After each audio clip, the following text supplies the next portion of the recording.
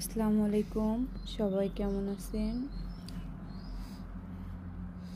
আজ দীর্ঘ 6 দিন হলে বাবু জ্বর সর্দিতে অসুস্থ।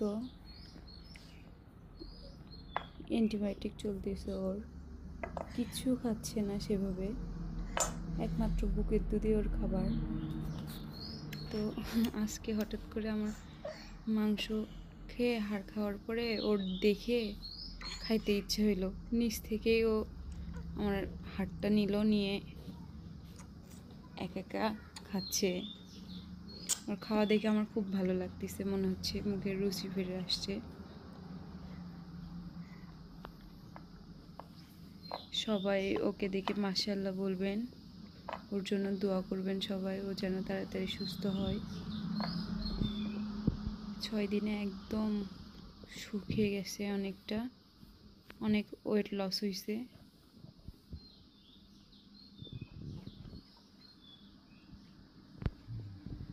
সুস্থ হওয়ার পরেও খুব বদমেজাজি হয়ে গেছে আর জেদি হয়ে গেছে।